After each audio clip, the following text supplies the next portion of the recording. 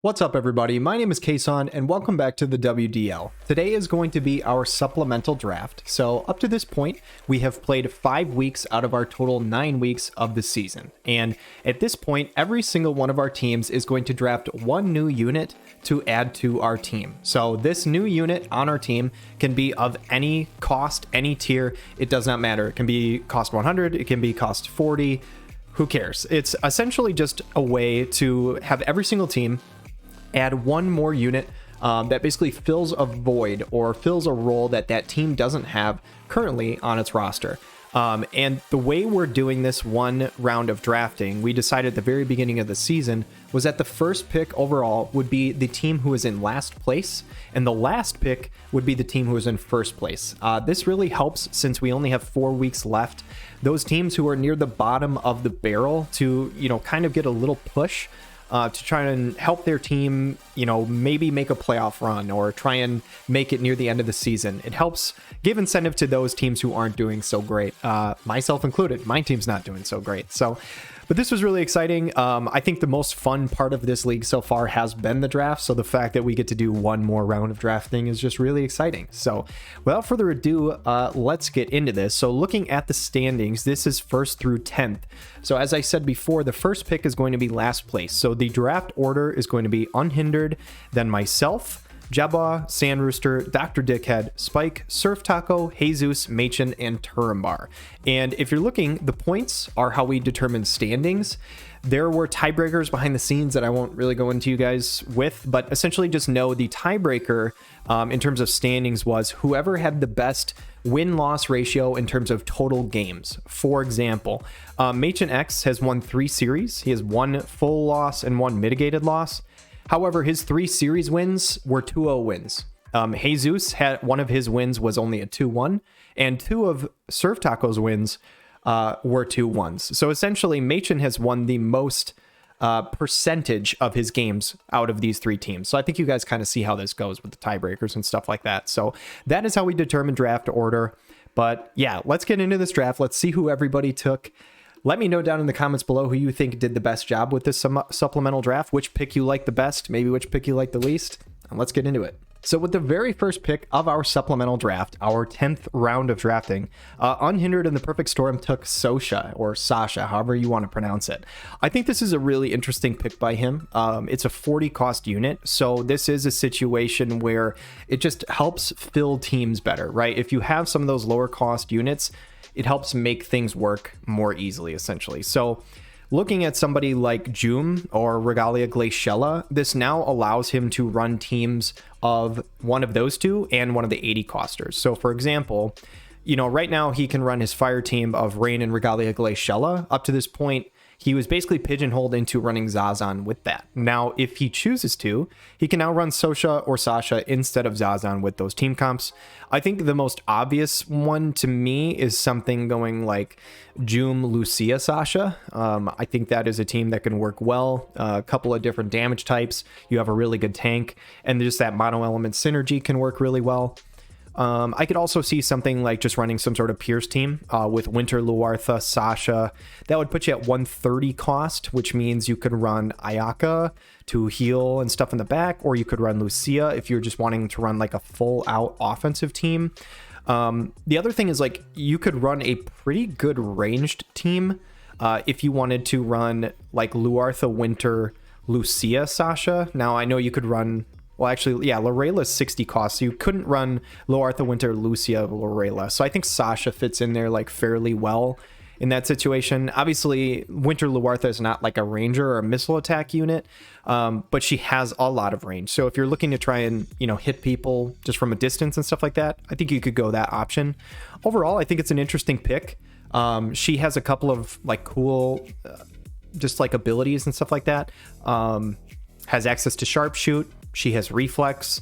Overall, not a bad unit for 40 costs. And I think it's just one of those things, like I said, it just helps him form teams more easily with having one of those lower cost units in there. So overall, I think a pretty good pick by Unhindered. Obviously, tied for last place right now. He actually plays me here in week 6.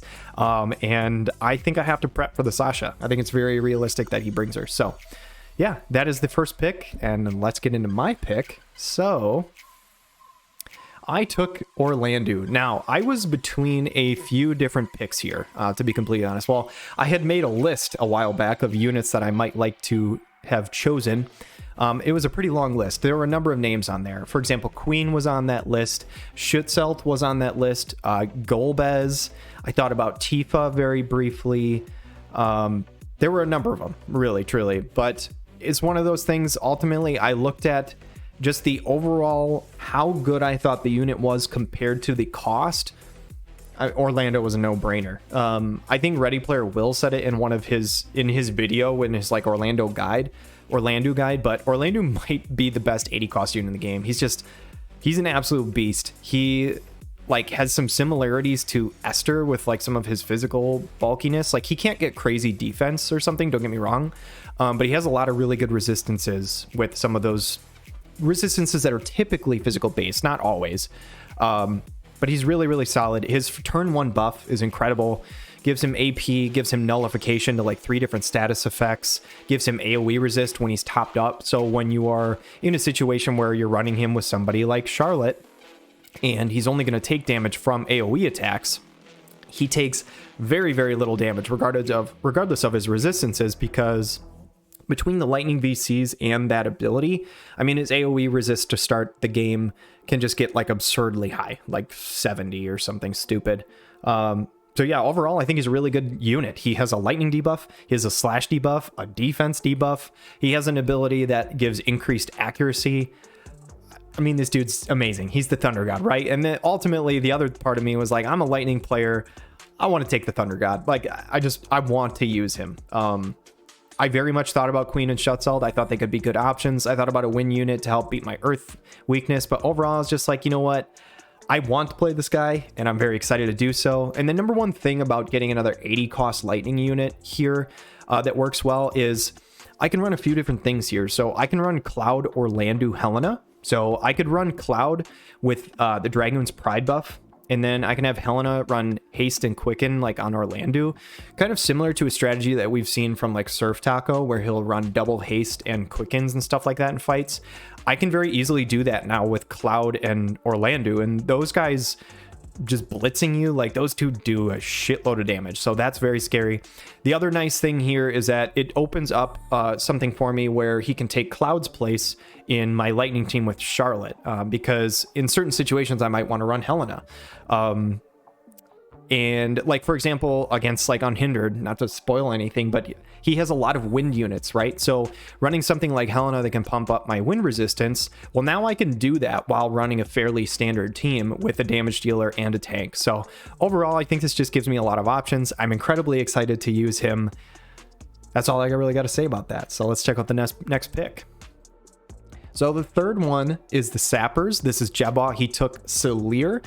I think this is a banger pick. Honestly, like given what his team is right now, he has so many different elements across the board. He's very, very spread out. So it's hard to like beat him elementally, just like one straight up elemental advantage. That being said, he also up to this point like couldn't run mono element, and that's not to say that you have to run mono element and stuff like that. You can do a number of different things at work, but grabbing Selir allows him to run a tank and 2 mage like damage dealers.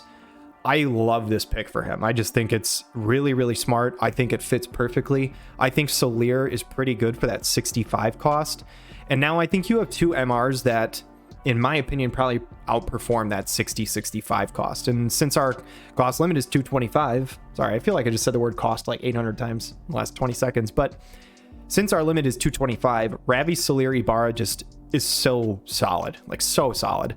And now it gives you another offensive threat that's low cost. Like, for example, if you look at his low cost units right now, Dario, Ravi's Little Leela, none of those are offensive threats. Like, none of those are scary offensively, right? So now that you're adding one unit that is low cost that can actually put out a bunch of damage, I think it's a fantastic pick. She also has White Mage sub. That's really, really smart by Jabbal's part. I don't know who I would have taken other than her if I was him. I think this is probably the best pick he could have went. The only other option that I could have seen is running something like Alim, another 65 lightning cost unit, or something like Schutzelt, another offensive lightning damage dealer. I think it just helps being able to run those mono element things. A low cost damage dealer fits perfectly. I don't have much else to say about that. I think it's a really good pick, and I could see Jabba doing some absolute work with this pick here. Sand Rooster in the Slim Chance Brigade. I think this is an absolute no-brainer for him personally. He took Agrius. I think a very, very solid pick for his team. So if you're looking at his team right now, he has a number of offensive like mages. He has Oberon, who can absolutely tear through people. Esther's a beast.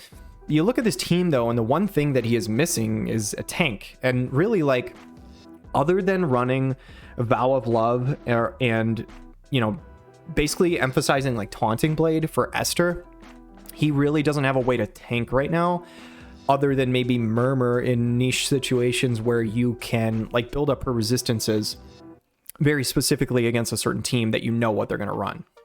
So I think taking Agrius here just makes so much sense, being able to just get a tank on the team. I think it's like the one thing he's missing, right? Like, so I don't know. I think it just works perfectly. Agrius at 80 cost here can run with something like Soma and Skahal. So now you have two, again, like offensive mages that work well with that cost limit. You could run something like Terra Ishtola Agrius. Again, a couple of fire element users that work really well together. And I think the thing about Agrius is that, yeah, like she's a different element than the rest of his cast, but she doesn't need to synergize with the other elements. Like what Agrius brings mainly is some bulk and some absolutely terrifying status effects. If you stack up for her limit break, it is GG, good night, game over. Like, she's a beast. She's definitely better than an 80 cost unit. She has multiple status effects from confusion and stop and different things like that.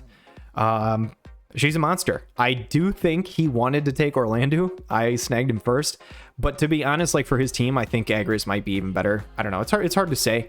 But yeah, I think a very respectable pick by Sand Rooster. Not surprised at all. And yeah, let's keep going. So the fifth pick out of our supplemental draft here goes to the Golgari Swarm. This pick is interesting to me. Grabbed Summer Kilfey. So basically what he said during the round of drafting was like, he's taken so many picks that were just like value picks, you know, like worth more than their cost, right? Like, I think we can all agree Locke is a 100 cost unit in disguise. Violet is probably a 100 cost unit in disguise. Little Leela Halloween is easily an 80 or 90 cost unit disguised as 70. Mish is one of those picks that it's just low cost, so can fit. Mont absolutely outperforms his 50 cost. And you can see, like, this is all the way down the board, other than maybe Helena. Like, she's very good, but she's 100 cost.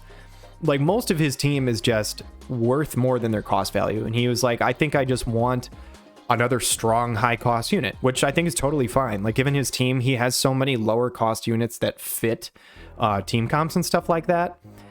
I don't think it's... The only thing I will say here is that it's not incredibly different than some of his other higher cost units. So, like, is there a situation where you're going to run Locke and Summer Kilfey instead of Locke and Violet? I'm not sure. Maybe. Totally could be a situation for that. In my opinion, like, if I was him, I think I would have won something like a 40 cost unit so that I can run it with my Locke and Violet. Obviously, he can run Mish right now, and like, he's doing better than me in this league. So it's not like I know, you know, that I'm not saying I know better, right? But if I was running this team, I probably would have grabbed a 40 coster. That being said, I would love to see what he could do with Summer Kilfey. And I've called out certain teams picking up certain units before, and then they've absolutely smacked me with them, Lorenzo. So anyway, yeah, I mean, I think it's a good pick. Just getting another light unit on the roster. I think it's probably more likely he runs it in a situation with like Mariel Little Leela. And in that case, I think it makes perfect sense, because now you have a tank, a physical damage dealer, and a magic damage dealer. And I think her kit is probably like more easy to fit in something like that rather than like a Locke or a Violet. So yeah, when I look at something like that, I think it makes perfect sense. You could also just run her with like Titus and Mont. I mean, that could honestly work really well too. So yeah, I think the more and more I look at this, the more I talk myself into thinking this is actually a pretty darn good pick. So yeah, hats off to Dr. Dickhead. I like it. Like I said, I think the only other route he could have went is a 40 cost unit. And honestly, in the grand scheme of things, like just getting another big heavy hitter that can cut through some people might be the way to go. So yeah, overall pretty sweet. So the 6th pick is Spike, Bebop's crew, and I actually love this pick. I think I might have even suggested this to him, I think. So I think this pick works really, really well. So Severo being a 40 cost unit, I think just is a natural fit with somebody like Celeste or something like that. And I thought his team, it was almost imperative that he gets a 40 cost unit. And the reason I say that is because he has a couple of 80s that you would love to run with Sottily if possible. And then also, like, he has Celis and Noctis. And Celis and Noctis, even though they're 2 different elements, those 2 units synergize incredibly well together. Looking against, like, for example, if you play against any sort of lightning mage, or just any mage in general, I mean, Celis just covers that for Noctis, but like lightning mages, Celis and Noctis are gonna whoop. Like they're gonna crush them. Celis just absorbs all the hits for them. I mean, Noctis eats them up for breakfast.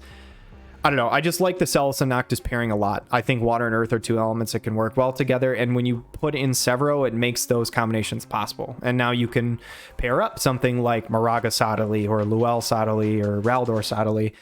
You're not in a situation where if you run Sottily, you absolutely have to run 2 MRs. You are now capable of running a UR unit with your Sottily, which I think is really important. So overall, I think a really good pick by him. There weren't a ton of 40 cost units out there. Like, I think the only other option he could have potentially went is something like Balo or like Uni or something like that. I could see that as well. But overall, I think he made the right pick.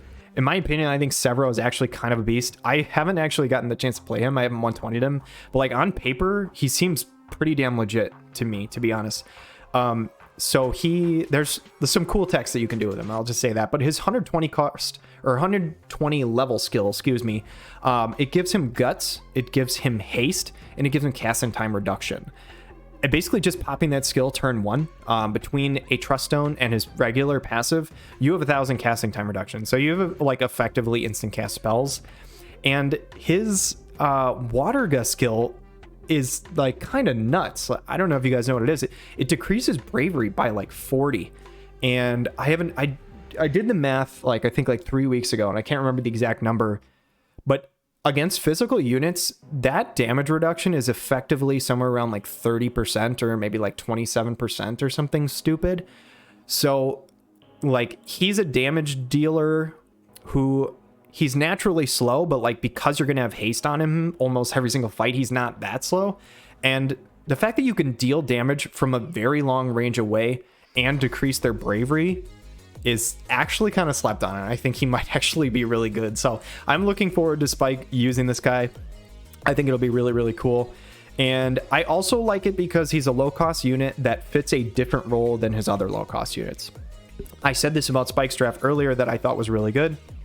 McLeod, physical DPS. Nasha, tank. Grace, support. Severo, magic DPS. So all 4 of his low-cost units are completely different roles. I think that fits so incredibly well. Just overall, really, really solid pick, and I like it a lot. So Surf Taco and the Ed Sheerans grab Raychez. I'm excited. I like to see Raychez. I like selection quest units. I would love to get some more run out of my Gargus if I can. I think Raychez is just a really cool pick, and I'm excited to see how Surf Taco uses her. I think she could easily sub in for Glaciella for his like double water quicken comps in situations where the team is like more prepared for Pierce and not as prepared for Slash. Also helps like chain with Astrius, gives a magic damage dealer in the water element rather than just 2 physicals. And now it technically is possible for him to run mono water. I don't know if he'll ever bust that out with Raychez Glaciella Crace. It's definitely possible, but I think just as a substitute for Glaciella, I think this is a totally legit pick, to be honest. So I like it a lot. It's just a very, very, very cool pick. I like Surf Taco's team is pretty straightforward in the sense of he's almost always going to run a time mage. I'm excited for that day when he just completely flips the script and busts out Crace. But running like double strong units with a time mage has worked very, very well for him up to this point. And I think Raychez being a substitute for Glaciella is a totally plausible pick. Like I said, the mono water might work too, but I think it's way more likely he uses her in place of Glaciella, and respectable. Very, very cool. I don't know what other way he would have went here, to be honest. So other than grabbing like a low cost unit that he felt like could fit a different role, but I just think it's unlikely that he found somebody that, you know, kind of puts more value to his team other than this. Maybe Uni, who knows? I like the right chess pick. Jesus LBL takes Frederica. I'll be very interested to see how he makes this work. I think the biggest thing is just it gives like another ranged damage dealer. Like it now you could theoretically run some more like missile comps and stuff like that. However, I don't think it's like an incredibly strong strategy. She might have some synergy with Resnick just for the fact that like Resnick can beef her up a little bit.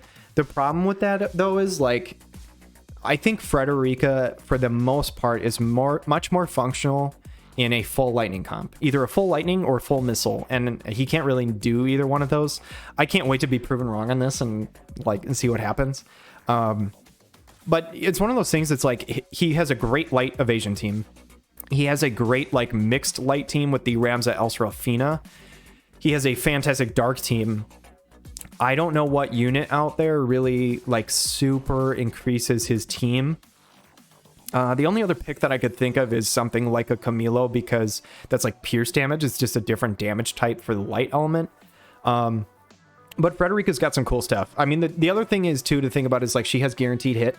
So that can be a useful thing against other like evasion units. She has barrage. She has access to some status effects, not crazy amounts, but she has some. And I'll be excited to see how he uses her. That's very interesting. It's a unit I like a lot, to be fair. So I mean, I like Frederica a lot. Excited to see how he uses her or whether he uses her. We'll have to see. So as far as using her with Resnick, you would have to run with Vistral also. So I think that's probably not super likely. Yeah, we'll see what happens. I'm interested to see on this pick. So Machen X, 9th pick out of 10 at this point. Winter Victoria. I think this is another really, really solid pick. This is, I think, a mistake, by the way. I didn't mean to type this 90. She is an 80 cost unit, so I apologize. That I believe that's a mistake. So her and Ildira now gives a little more emphasis to like the cold element triangle. So I heard somebody say that in one of my comments, and I thought it was a very smart way to say it. The warm triangle and the cold triangle. Warm being fire, lightning, and wind, and earth being, or the cold one being earth, ice, and water. It makes perfect sense. But yeah, he has that like triangle element beat each other's counter thing going on. So I think this is a smart move. Gives him a sniper, access to dispel spread. I think just having a unit on your team with access to dispel is incredibly valuable. Like I said, again, giving another water unit is really good. And now you can run like a pretty crazy ranged team. You could run something like Winter Victoria, Ildira, Curry. And those guys have like shitloads of range between the arithmetician and two not snipers, but two missile units. I think that's totally plausible. Something you could run. I think it'll be really interesting. I think one of those things is it just gives a little more emphasis to those who want to try and beat ice with fire. Like there's not a ton of fire teams in the league. I think the biggest one is probably Sand Rooster. So I think he probably looks at this pick and probably doesn't love it. But yeah, it'll be interesting. I'm really excited about this. And again, I'm sorry for this. This is an 80 cost unit. So, but I love Winter Victoria. Back in the day, I used to be a water player before I was a lightning player, and I got tons of run out of her. I think she's a little slept on. I think she's a very respectable unit. Yeah, it'll be really cool to see how he uses her. So last but not least, we have Turambar and the Fire Ferrets here. I'm not sure what happened to the words up here. I very much apologize for this graphic here. But this is Turambar's team, the Fire Ferrets. He is currently in first place, last pick overall, and he grabs Camilo. Honestly, this is one of the picks that I thought for sure he was going to grab in our original draft. I thought it was Yuna or Camilo, and Yuna was... he actually doesn't own Yuna, so that's why he didn't take her. But Camilo was the other one. And this is like so terrifying because not only is Turambar already in first place, is his team's already like just disgustingly good, but now he is the only team in the entire league who can run not only a mono U or a full UR team. He was already capable of doing that with Sakura Engelbert, Garvel or Sakura Engelbert Laswell. He can now run a full UR light team, which is terrifying. Being able to run Engelbert, Sakura, Camilo, and then having your Joker, Gravel, Ronell team. I don't know, man. I just like don't know how you prepare for this guy. It's absolutely nuts. So, and not only that, it's on another really good option for him because it adds another Pierce attacker, which Pierce is one of those resistances that is just not as common for people to have like Pierce resistance. So I think this is a no-brainer pick. Also gets access to Sniper. I cannot remember if he has Dispel Spread or not. I really hope he doesn't. He probably does. But I know he has Sniper as a sub job. And so it gives him another missile option too, which, yeah, I think it's just a banger pick. I don't know where else he would have went. He's already got some decent 50 cost units. He has so much flexibility with those 270s and a banger dark team. And Velis to top it off. So absolutely great job by Turambar. I expect nothing less. The guy's absolutely running this league. I can't wait till I meet him in the playoffs and take him down. I'm just kidding. We'll see what happens. I got to win my matchup this week first. We'll see what happens. But anyway, fantastic job. So I think everybody in the draft, I said this in our original draft video, I really don't think anybody did poorly. And I do think this league is incredibly competitive. With 4 weeks to go, like it's anybody's game. Even the people who are down at the bottom, like me and Unhindered, like we can easily make the playoffs if we win a few games. And that's totally plausible. The league is very competitive. It's just been an absolute blast to do. So I'm excited about this 10th round of drafting. I'm super pumped personally to use Orlando. I can't freaking wait to use him. I promise I will use him against Unhindered this week, and I will probably use him more often than that. So yeah, and this has been really, really fun. So thank you guys so much for watching. I hope you guys enjoyed this draft analysis content. This video should come out, and then expect the week 6 video come out, I believe, Wednesday. I might publish it early, but it's done. So yeah, week six video is done. I'm trying not to give any spoilers for what happens in those fights and stuff like that. So anyway, this has been a blast. I won't keep you any longer. I hope you guys have a wonderful day.